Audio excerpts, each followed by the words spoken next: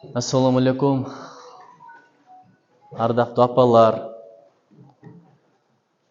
аталар, ага эжекелер, балдарым, кыздарым, урматтуу мугалимдер, урматтуу мектеп директору, урматтуу биздин эрмек алымыбыз. Чакырганыңыздарга чоң рахмат. Бул көзгө көз чагылышып, тизе келсе тийишип, баарлашкан барбы эң чоң убакыт ошол. Азыр адамдарда сагынуу жоголуп калды, мурдагыдай сагынуу жок. Мурда Бишкекте 1,5 окуса, ошол жактан келсе, кошуналарды да чайга чакырат эле, туугандарды чайга чакырат эле, келип кабарлашып кетет болчу. Азыр андай заман өтүп кетти. Азыр Марстан учуп келсең деле Америка мындай турсун. Эч ким саламдашпай калды. Не себептен дегенде техника ошого алып барды. Колдогу телефон менен кайда жүрсө WhatsApp'тан чалып өңүн көрүп аласың, бирок ал өң мындай тирүү көргөндөй эмес. Мен деле балким онлайн менен чыксам болот эле, бирок ал эч качан бетме бет сүйлөшкөндөй болбойт. Канча адамдар бар бетме бет келет, бирок бирин бири көрбөйт. Алла таала көз көрүштүн алып койсо ушундай болот экен. Канча адамдар бар жакын туруп катташа албайт. Пандемияда көрдүк го. Кыргыз келип кетти. Анткени бут кирсе кут кирет, бирок билесиздер. Ошо күндөрү келбе деп калдык. Оору таркайт, оору жугат деген ойдон ошондойлуп калдык. Ошон үчүн көрүшүп туралычы, топтолуп туралычы, Алла таала ушундан айырбасын. Канча жерлерде оору деле жок, бирок топтолбойт. Неге? Бомба түшүп атат. Газа, Украинаны көрүп атасыздар, Мьянманы көрүп атасыздар. Ошон үчүн кыргызда бир сөз бар, жамачылык тамачылык жеңет. Аман эле болуп турсак баары жакшы болуп кете берет. Ушуга шүгүр дейличи. Адам колдо бар нерсенин кадырын билбейт экен. Балким эрмек болду силерге болгону бир эрмек деген бир тууган айылдаш. Биз үчүн чоң аалым бул киши. Колдо бар алтындын баркы жок. Анткени казактын мурдагы президенти Назарбаев бир ырдай аябай жакшы көрүшкөн. Өзү ошону ырдайт экен, дамбыра менен. Жаксылар жаксымын деп айта алмайды. Жамандар жаксымын деп айкайлайды. Бауырында күндө басып жүргенден соң таулардын бийиктиги байкалмайды деп. Мен эми казакча жакшы билбейм, бирок билишимче айтып бердим. Ошон үчүн Кудайга шүгүр дейли. Бирибизди бирибиз барктайлычы. Мен балдарга айтат элем, мугалимдерге айтат элем. Тапшырма бергенде жалаң эле Пифагордун теоремасы, Омдун закону, 2 болсо канча болот теңдемелерди эмес, классташтардын жакшы жактарын жазып келгиле деп дагы тапшырма бериш керек экен. Адамчы адамдан издегенин табат экен. Японияда жүргөндө бир түрк жигит менен таанышып калдым. Японкага үйлөнгөндөрдүн баардыгы арманда болчу. Өзү башка улуттан, бирок японка алгандардын баардыгы. Анткени япондор башкаларга окшошпойт. Биздин аялдарга кашың карлыгаштын канатындай, оозуң оймоктой, мурдуң комуздай, жүзүң панардай, өзүң жанардай десең сүйүнүп кетет. Япондорго ушундай комплимент айтсаң түшүнбөй калат.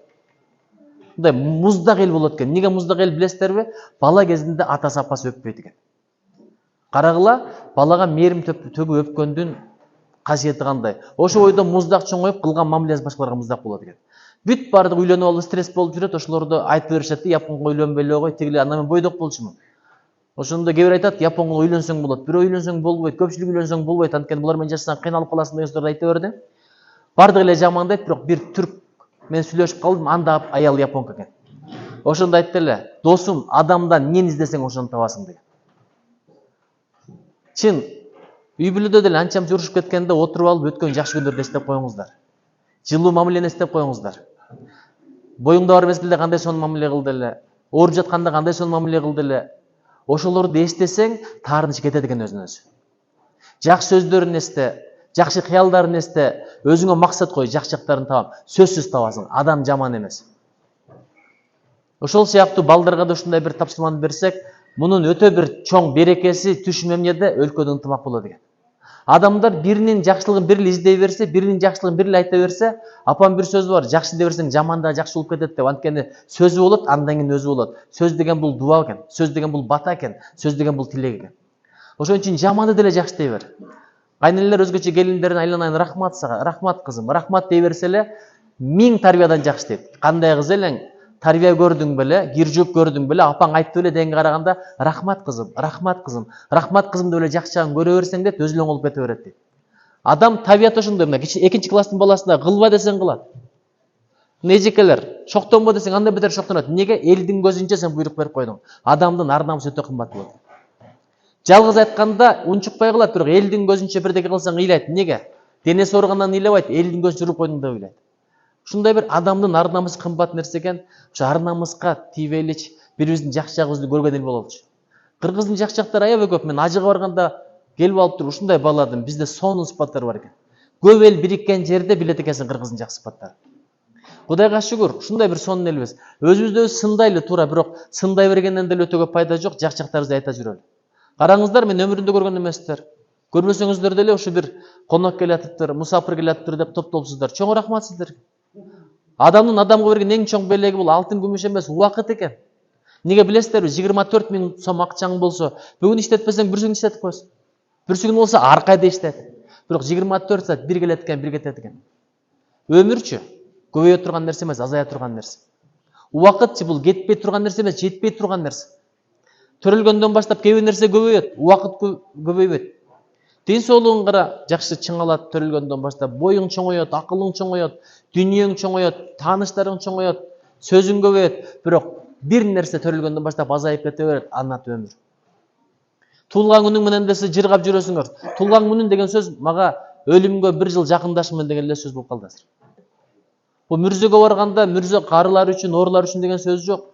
Төрөлгөндө чоң ата бала, өлгөндө андай кезек жок. Ким качан кетерин да билбейт. Болбой эле көңүлдөрдү урутабыз, болбой эле кек сактайбыз, болбой эле урушуп талашабыз. Мына мисалы, өткөндө умрага барып келдим. Эрмек устаз мен барарда кетип калган экен. Ошол жерде ар бир намаздан кийин бир намаз окулат. Аны көпчүлүгү түшүнбөйт бизден баргандар. Мындай намаз жок эле го деп. Салят жаназа. Жаназа деп жарыялап коет. Кээде узакка даярдалат экен, кээде кыска убакыттан кийин эле башталып кетет экен. Биз сүннөт окуп үлгүрөбүзбү деп кээде мындай адашып калып аттык ортодо. Анан сурадым, эмнеге кээде узак даярдык көрөт? Мындай унчук жарыялап коюп туруп, намаз узакка чейин башталбайт, анткени сен көрбөйсүң, эл көп. Имамды көрбөйсүң. Кээде бат эле башталып кетет. Көрсө алдында кээде 15-20 чейин адам туруп калат. Өткөн майыттар, маркумдар. Кээде 1-2 адам. 1-2 адам болгондо алар сурап коет экен, жынысы кандай, аял, эркекпи, жашы кандай дегендерди сурайт экен да. Анан ушундай бир ой келди. Азырго булар жатат. Кийинки намазда кезек кимге келет деген. Андан да бир кызык ой келди, айтайынбы? Ошол жерде мен болуп калбаймбы кийинки намазда деген. Гарантия жок. Бирөө жаназага чакырып жүрөт дейт. Түкүнчөнүн жаназасы болуп атат, барып катышып келиңиздер деп, ал мезгилде телефон жок. Ушундай бирден каттап чакырып жүрөт дейт. Адамдар келсе бир эмес 2 жаназа экен. Экинчи жаназа ким десе, бая силер чакырып келген бала деген. А болбой урушабыз, талашабыз, эртеңкиге калтырабыз. Эч качан төшөккө жатканда кайгырып, капы болуп, бирөөгө кек сактап жатпагыла деген сөз бар. Апамын жакында өтүнөн таш алдырдык. Таштын себеби бул жаман тамак эмес экен. Андан мурда да кек сактоо, бирдекеге капы болуп, бирдекеге таарынып жүрүп. Ошол үчүн эч кимге таарынбай эле коелучу. Эч кимге. Менин апамга бир 75ке чыкканда алдырды. Азыр жап-жап жүрүп алдыргандар бар экен. Рак менен ооругандардын көпчүлүгү кек сактагандар, таарынып жүргөндөр экен. Ошон үчүн бу жерден чыгып эле азыр кечиришип койгула. Ким жөнүндө жаман ой болсо барып кечирим сурап койгула. Мен оюм менен күнөө кылып жүрдүм эле, сен жөнүндө жаман ойлоп деп. Карасаңыздар, бир өлгөн эшектин башы жатат, адамдар койдун башы айтор, адамдар жытынан мурдун буруп кетип атат, а пайгамбар алейхиссалам айтып атат, каралачы тиши кандай сонун.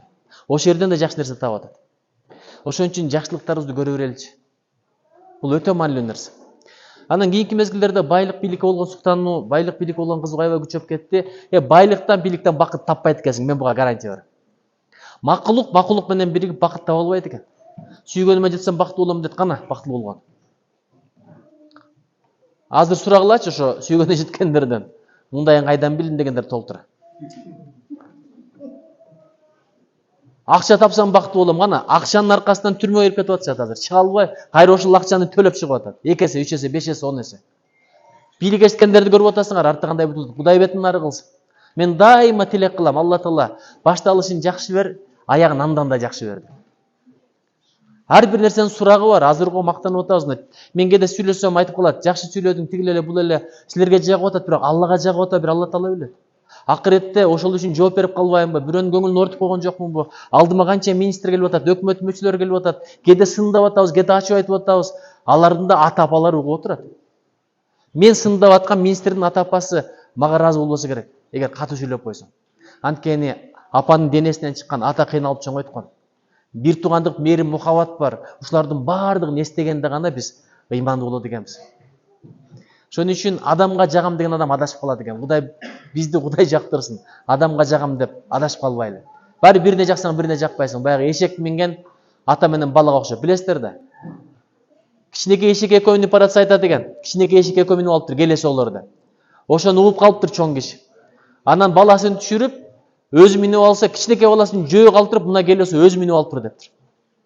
Анан баласын мингизип, өзү жөө басса, айланайын, мына ушу бала меселе бале болот. Баласын мингизип, өзү жөө жүрөт, эмитен ушундай кылса, ушундан жакшы адам чыкмак беле. Не деген акмак дептир. Анан экөө тең эшекти жетелеп жөө басса, айланайын, эшекти миниш үчүн жаратканда, булар эшекти анда өздөрү көтөрө албайбы? Эшекти эмнеге минишпейт деп ошентип сындаган экен. Эч кимге эч качан жакпайсың. Ошон үчүн бир жаратканга жагылыш, Алла Таалага жагылыш. Бул өтө маанилүү нерсе. Качан бактылуу болосуң? Макулук менен бактылуу болбойт экен. Жип минип бактылуу болом дейт экен. Үй салып бактылуу болом дейт экен. Элитка салып бактылуу болом дейт экен. Жок, андай эмес экен. Бир дос менен бактылуу болом. Достордун аягы кандай өтүп атат көрүп атасыздар. Достун түбү доо дегенди жашообузда көрүп атабыз. Эгерде ыйман болбосо, аял менен күйөө душман, баланы кыйнайт. Атаны да кыйнайт, апаны да кыйнайт. Ушунун баардыгын жөнгө салган нерсе ыйман экен. Ошон үчүн, урматтуу берекелерим, азыр бузулууга жолдор толтура. Каягыңды караба, бузулганга жол ачык, оңолууга жолдор аз болот. Мына бул китептерди мен китеп болгон үчүн эмес, оңолууга жол болгон үчүн баалайм. Бул жакта адамдар ойду тоону жаза бербейт. Мен китеп жазган адаммын. Бир барак жазсаң, кээде жарымы сызып коесуң, кээде 3төн 2 сызып коесуң.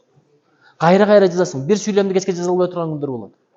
Ойдогу ой башка, аны кагазга түшүргөн такыр башка нерсе. Сөздөрдүн берметтерин табыш керек, шөккөттөш керек. Ошол сыяктуу бул жакта эң асыл ойлор. Бул китеп оңдобойт, китептин ичиндеги ой оңдойт адамды. Китептин ичиндеги билим оңдойт. Ошону сөздөрдүн арасында дагы сөздөрдү таба билиш, ойлорду таба билиш өтө маанилүү. Мен азыр анча сөздөрдү окуп берейин дедим эле, бирок ага убакыт эле болбосо керек. Китептен жазып алгандарымды. Анан азыр мен эшиктен келатсам, чоң рахмат, аябай жакшы тосуп алдыңыздар. Сонун чакчактар жасапсыздар. Нан, борсок, бул жакта каймак, бул жакта бал.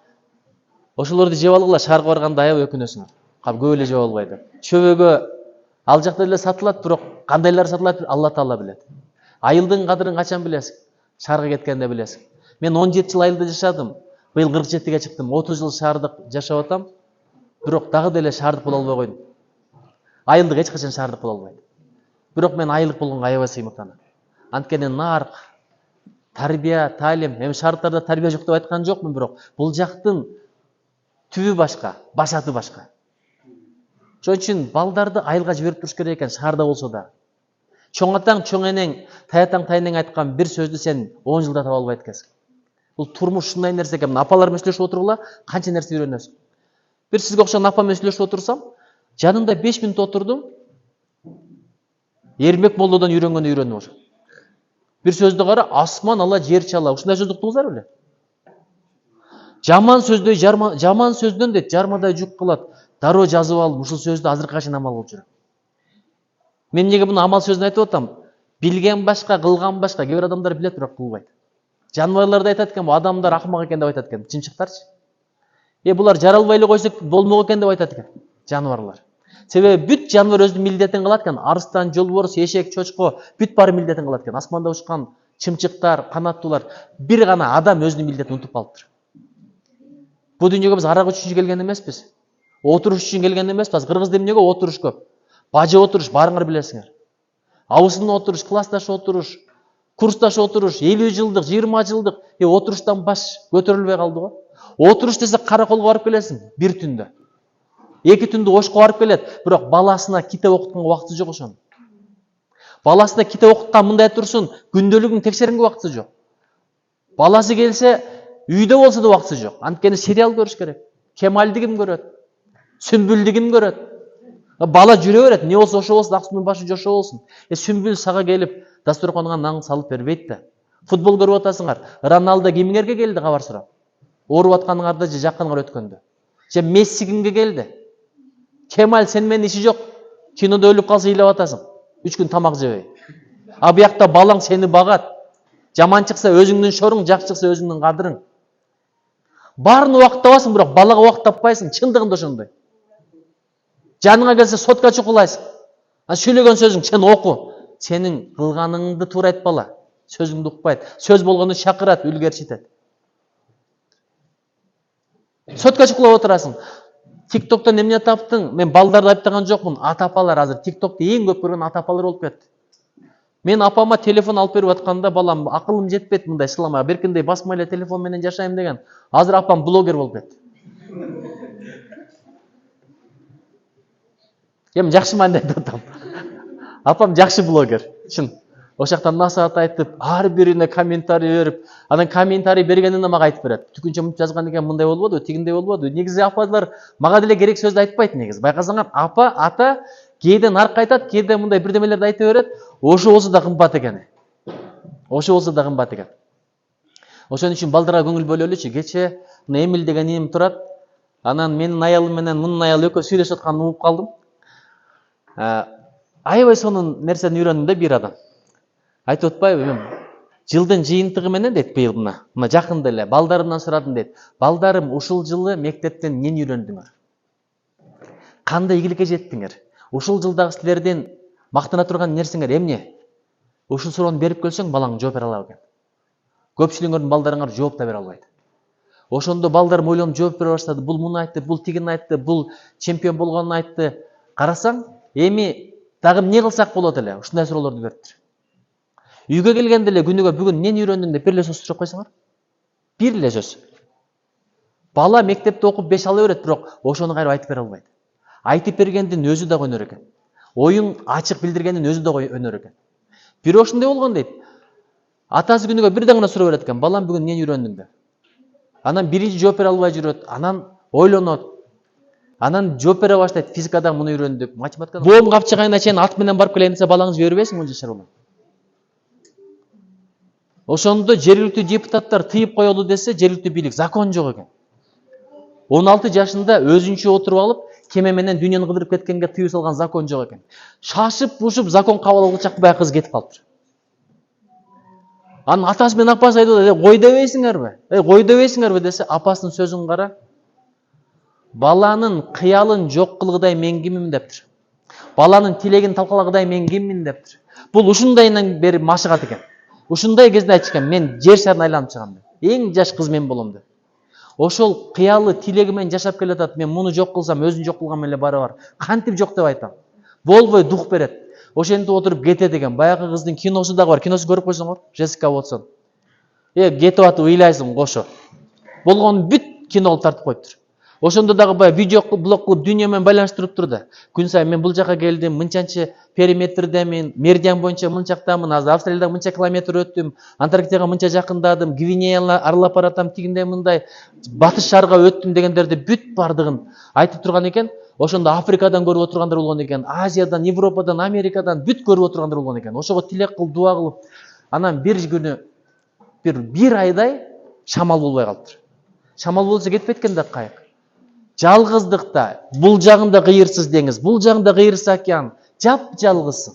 Элестетип көр. Ошондо адам стресс болот экен. Ошондо ыйлайт экен. Баягы толкундан ыйлабайт экен, ошо жалгыз калгандан ыйлайт экен. Стресстен ыйлайт экен. Көңүл жоктон ыйлайт экен. Ошондо апасы менен телефондон чалып алып, апа деп ыйлайт экен. Апа, мен аябай зериктим, же шамал жок, мен кантип жылам, эмне кылам эми? Дегенде апасы, кызым, асманды карачы, жылдыз барбы? Жылдыз, сен канча жалгызсың, жылдыз турбайбы? Ошентип апа көңүлүн көтөрөт экен. Бир гана апа дух берет. Ошого балдарга эшексиң, чочкосуң, адам болбойсуң деп эле койгулачы. Колуңдан келет балам, азаматым, далына таптап тургулачы. Балаң жакшыса кыргыздын абири мына. Эрмек Молдокенди билебиз, ошол аркылуу биз калмак ашуу деген айылды билебиз. Бир адамдын шарапаты. Бүгүндөн баштап мен эмирди да билип калдым. Мына адамдын сапаты, адамдын касиети. Анан апа ушундай болот экен, кече мен Бельгияга бардым. Бельгиядан келип, самолеттон түшүп эле Караколго кеттим. Караколдо кетип, анан апам больницада жаткан, эми профилактика деп 10 күн бир дарыланып коеюн деп. Анан аялым айтып калды, телефон чалсам. Неме? Ошо бөйрөгүндө ташы бар экен. Бөйрөгүндө эмес, өтүндө ташы бар экен. Алдырыш керек экен. Апаң операцияга кирет деген мындай коркунучтуу кылат экен, чын. Башка бирөөнүн операциясын уксаң, болуптур, 5 жолу операция болуптур деп кой бересиң, бирок апаң кирип баратканда ошондо билет экен операция эмне экенин. 70тен ашкан аял ташым эмне болот, алдырбай койсом эмне болот, ойлоно баштадым. Десем, апам сизге айтпа деди, бирок айтып коюп атам. Бирок жакшы эле экен, врачтар айтты, эч проблема болбойт деди, лапароскоп менен тешип алып коет экен деп, бирок баары көңүлүм тынбай койду. Келип эле гүл көтөрүп алып апама бардым, апалар күнү болчу. Апамын да көзүндө санап турат. Менин да көзүмдө санап турат, бирок ошол сананы апам көрмөксөм болду, апам көзүндөгү сананы мен көрмөксөм болду. Экөөбүз баягы көңүлүбүздү көтөрүп атабыз. Көңүлдү көтөргөн менен жүрөктөгүңдү кантип жашырасың, ошо көзгө көрүнөт экен. Үйгө барып кызылат болуп чыктым. Апа дедим, эртеге 7:30 башталат экен, мен 7:30 чейин келем дедим. Аялымды алып келатам. Келатсам, жетер деп, поезд өтөт деп туруп жолду жаап койду. Бир поезд өттү. Шашып атам, убакыт болуп калды. Экинчи поезд өтөт экен, ошон үчүн ачылбай тура берди. Мен келген малда апам операцияга алып кирип кетти. Эми ошондогу 1 сааттын мага бир кылым көрүнгөн элестетип көргүлө. Адам үчүн убакыт бат эле өтөт, бирок эки учурда убакыт өтпөйт экен. Бирдекени күткөндө убакыт өтпөйт экен, экинчиден адам ооруп атканда убакыт өтпөйт экен. Бир убакта бүттү деди, апам алып баратат. Апам биринчи жолу жанында турам, бирок менен иши жок. Анткени ойгон эле экен. Бирдеме менен дем алдырып атат. Апамды андай акыбалда эч көргөн эмесмин. Мен кийин түшүндүм, Кудайга шүгүр, атайын эле Алла Таала мени жолуктурбай коюптур. Эгерде апам кирип баратканда келип кала турган болсом, мен ыйламапмын. Мени көрүп апамды ыйламак. Бирок ыйлаган адамды операция кылыш кыйыныраак болот экен.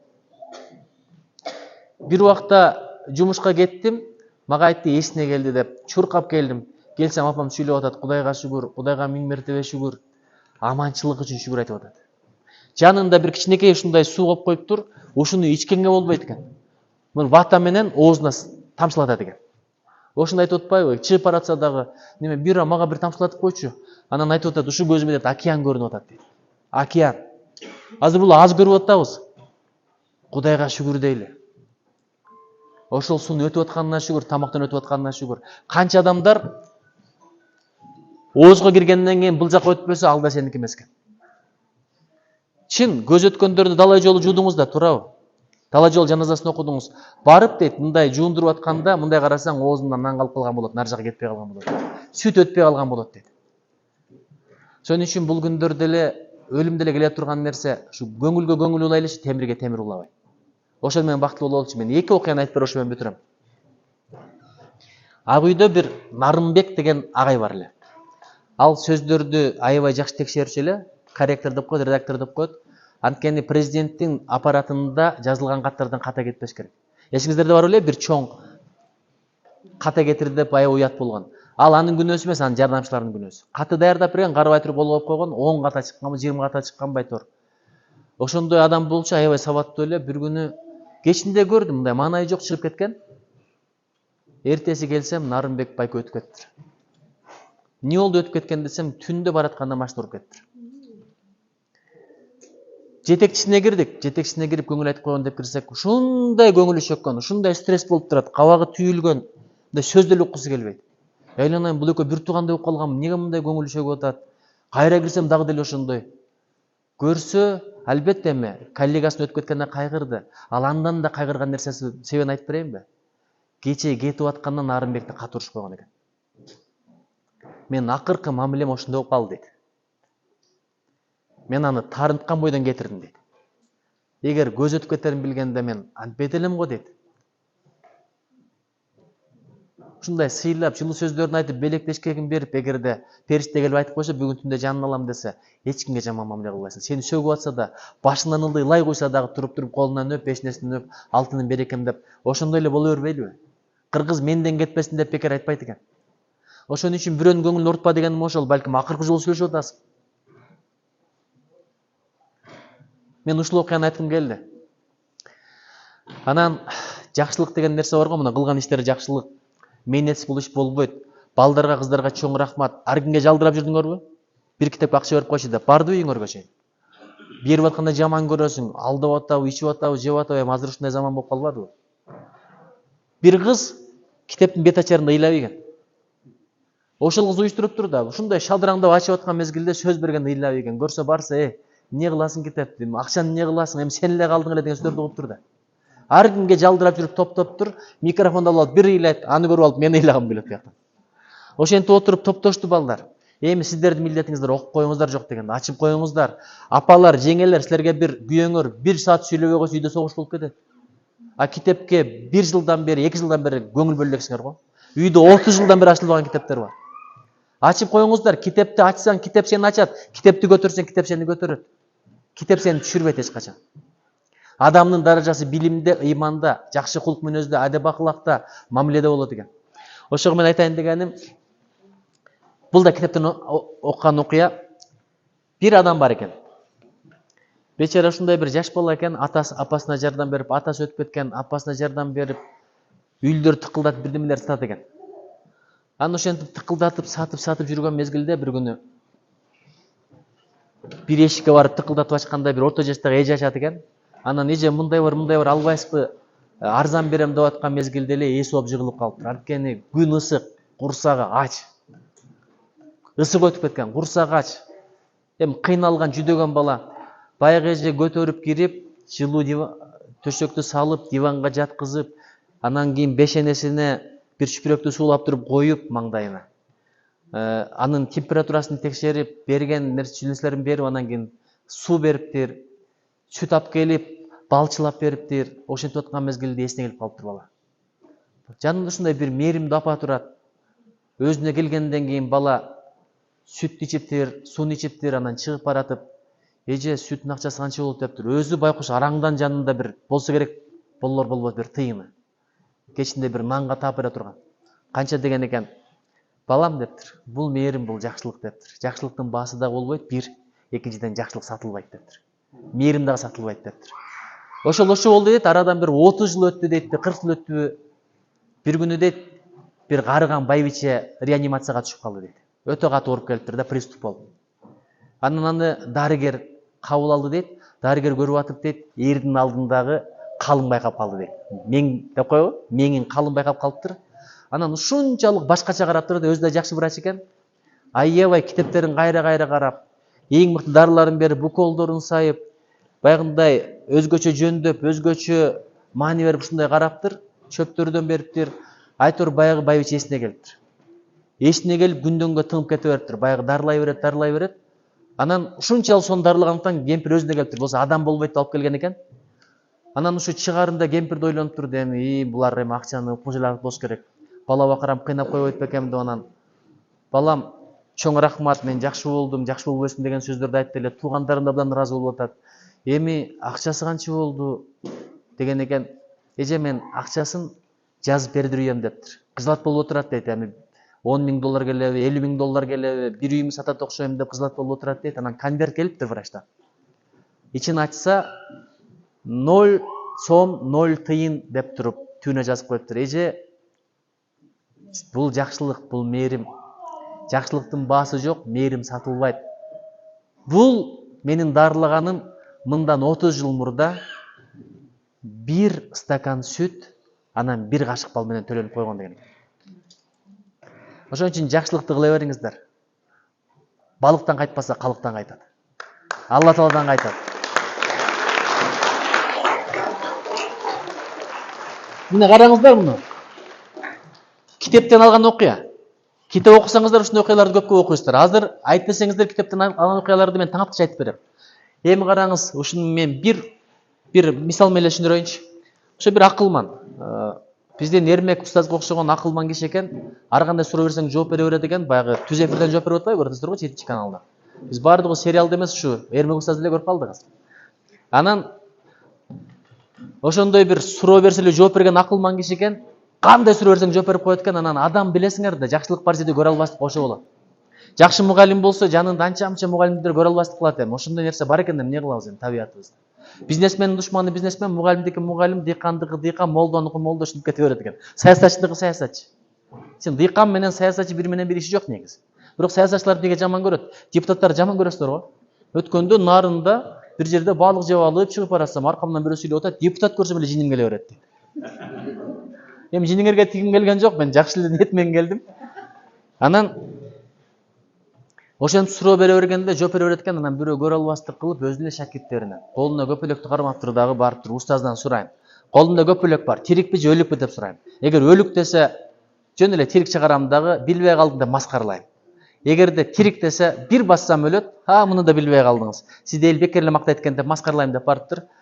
Андан кийин көпөлөктү кармап туруп устаздын алдына барып туруп, устаз колунда көпөлөк бар. Өлүкпү же тирикпи десем, балам, баардыгы сенин колуңда, сен каалагандай болот деген экен. Ансын карындай мына китептер турат. Бул көпөлөк. Өлүк китептер болобу же тирик китептер болобу, силердин колуңарда, силер каалагандай болот. Бул аманат, аманатка кыянат кылбагыла. Ушунча мээнет кетти, эми ыраатын көргүлө. Биринчи нерсе үйрөнүш керек, экинчи амал кылыш керек, үчүнчү таркатыш керек, андан кийин сакташ керек. Кудай колдосун, коргосун. Рахмат Калмагашуу, рахмат Чоң Кемин. Баарыңыздарды Кудай колдосун. Чоң рахмат.